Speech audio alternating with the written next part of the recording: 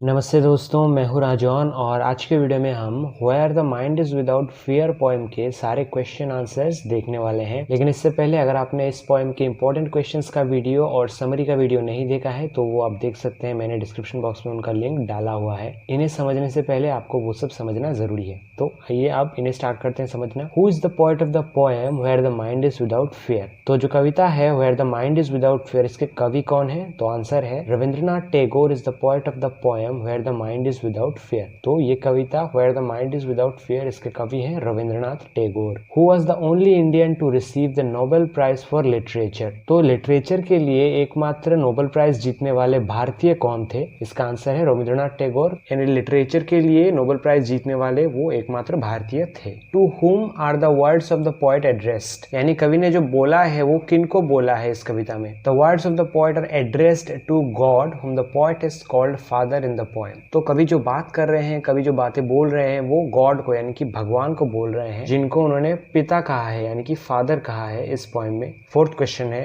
What kind of mind does the poet want his countryman to have? तो कवि क्या चाहते हैं कि उनके जो देश के लोग हैं उनका दिमाग कैसा हो, उनका सोच विचार कैसा हो। The poet wants his countryman to have a mind which is fearless, has proper logic behind doing things big and can also take big moves to achieve success. तो कवि चाहते हैं जो उनके देश के लोग हैं वो फियरलेस हो जाए यानी कि निडर हो जाए। जो लोग रीति रिवाज प्रथा ये सब मानते हैं तो उसके पीछे क्या बिलीफ है, क्या उनका लॉजिक है वो मानने का, वो उन्हें पता होना चाहिए। ऐसा नहीं कि कोई भी फॉलो करते हैं वो लोग और उसका रीजन ही नहीं जानते कि क्या सिग्निफिकेंस है, ऐसा नहीं होना चाहिए। वो थोड़े से साहसी भी होने चाहिए ताकि वो बड़ा सोच सके और बड़े स्टेप्स ले सके, काम कर सके ताकि सक्सेस वो अचीव कर पाए।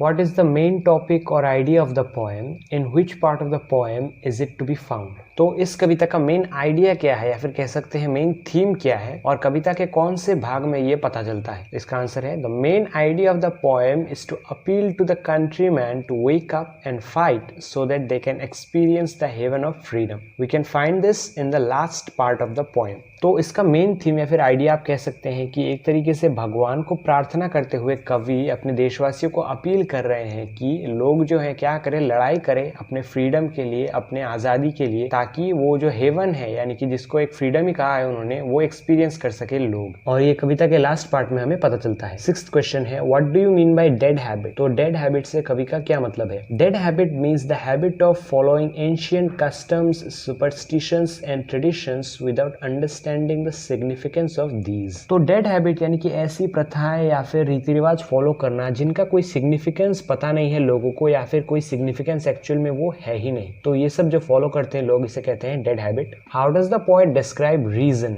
तो रीजन जो है जिसका मतलब है कारण, इसके बारे में कैसे व्याख्या किया है कवि ने इस कविता में? तो आइए देखते हैं। The poet describes reasons as a clear stream of understanding and belief behind following customs and traditions which doesn't lose its way. तो यहाँ पे रीजन जो है जिसका मतलब है कारण, वो कारण है कि किसी चीज को जो फॉलो करते हैं लोग उसका कारण क्या है, तो कारण या फिर सिग्निफिकेंस कह सकते हैं आप। तो यहाँ पे कवि ने ये बताया है कि जो लोग प्रथाएं फॉलो करते हैं, जो रीति रिवाज फॉलो करते हैं, तो उसका जो रीजन है, उसका सिग्निफिकेंस क्या है वो जानना, क्या विश्वास रख के लोग ये सब परफॉर्म करते हैं, जो भी चीजें करते हैं उसका कारण जानना, उसे कहते हैं यहाँ पे reason. Whom did the poet call father? तो कवि ने फादर किसे पुकारा है या फिर कहा है?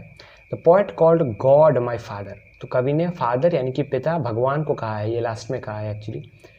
नाइन्थ क्वेश्चन है what kind of domestic wall do you think the poet is talking about? तो किस तरीके के डोमेस्टिक वॉल के बारे में कवि यहाँ पे बात कर रहे हैं? देखिए, the poet is talking about the barriers which have been created in the name of different caste, religion, colour, superstitious beliefs and other elements which doesn't allow the whole country to get united and are like domestic walls. तो domestic wall यानी कि देश के अंदर कुछ दीवारें हैं जो देश के सभी लोगों को एकजुट होने में मदद नहीं कर रही हैं। लोगों को ये लग रहा है कि हम एक तरफ हैं और दूसरे लोग अलग हैं, हम सभी देशवासी नहीं हैं, ऐसा लग रहा है लोगों को।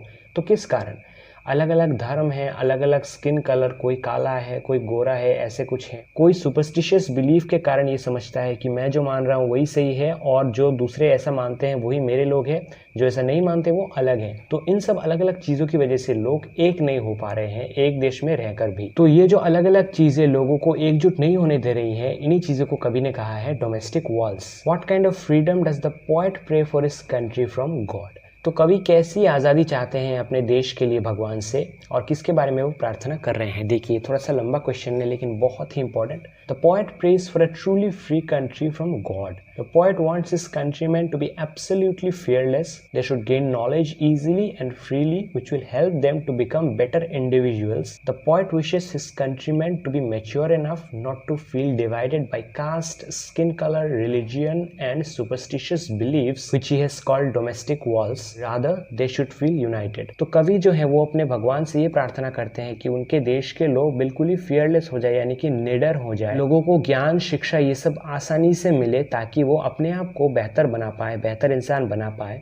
कवि ये भी प्रार्थना करते हैं कि लोग इतने मैच्योर भी हो जाए, समझदार भी हो जाए, ताकि वो डिवाइडेड फील ना करे, यानी कि देश में होकर ये ना फील करे कि ये देशवासी जो है ये अलग है मुझसे, जो अलग अलग धर्म है, भाषा है या फिर कोई और भी जाति है, तो ये सब होने के बावजूद भी सब लोग एकजुट फील करें, ये सोचे कि हम सभी इंडियन हैं, ना कि कुछ और सोचे। The poet also wants people to know the proper logic behind performing the rituals and customs which they follow. और कवि ये चाहते हैं कि उनके देश के जो लोग हैं, जो अलग अलग प्रथाओं को फॉलो करते हैं, रीति रिवाजों को फॉलो करते हैं, वो उनके पीछे का सिग्निफिकेंस समझे उन्हें फॉलो करने से पहले, यानी कि कोई चीज जो लोग मानते हैं इसको करने से क्या होता है या फिर क्या लाभ है, ये सब लोग समझे और फिर फॉलो करें उसे। How does Rabindranath Tagore describe the present state of his country. तो देखिए, कवि रविंद्रनाथ टैगोर जो है वो कैसे डिस्क्राइब करते हैं कि उनके देश का जो स्थिति है वो कैसा है। तो ये काफी हद तक पिछले क्वेश्चन से मैच करता है लेकिन फिर भी अलग है, इसलिए मैंने बनाया है और आपको इससे अच्छे से समझना चाहिए। देखिए, इन the poem the poet Rabindranath Tagore describes how fearfully his countrymen are living. People are lacking true knowledge and wisdom,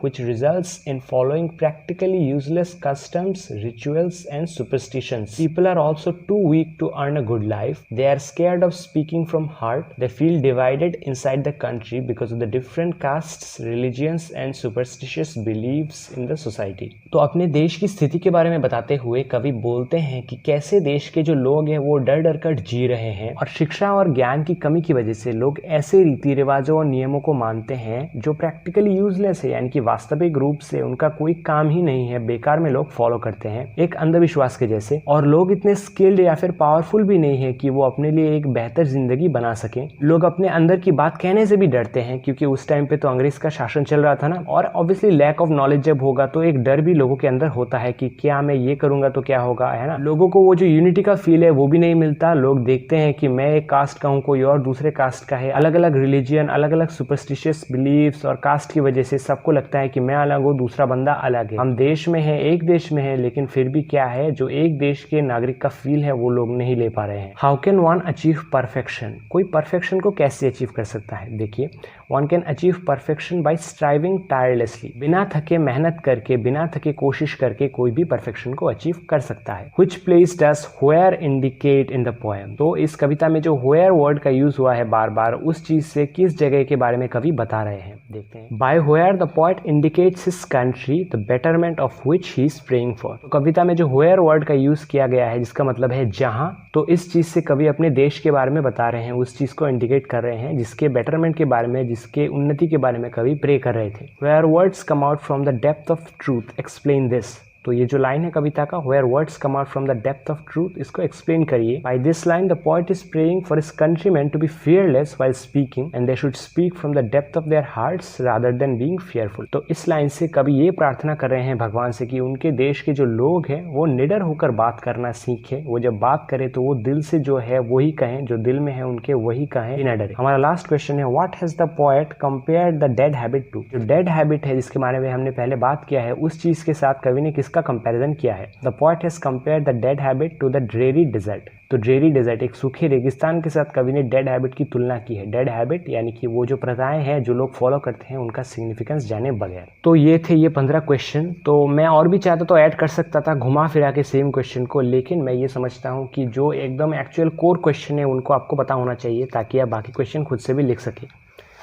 लेकिन अगर आपको लगे कि कोई भी इंपॉर्टेंट क्वेश्चन मिस हुआ है तो मुझे उसके बारे में प्लीज़ कमेंट में बताइए। और जैसे कि मैंने आपको पहले बताया है, इस पोएम का समरी और इंपॉर्टेंट क्वेश्चंस और आंसर्स का वीडियो मैंने डिस्क्रिप्शन बॉक्स में डाल रखा है, लिंक आप वहां से उन्हें देख सकते हैं। और आपको दूसरे कौन से वीडियोस चाहिए, कौन से चैप्टर के, मुझे प्लीज़ कमेंट सेक्शन में बताइए। तो मिलते हैं अगली वीडियो में, तब तक के लिए टेक केयर।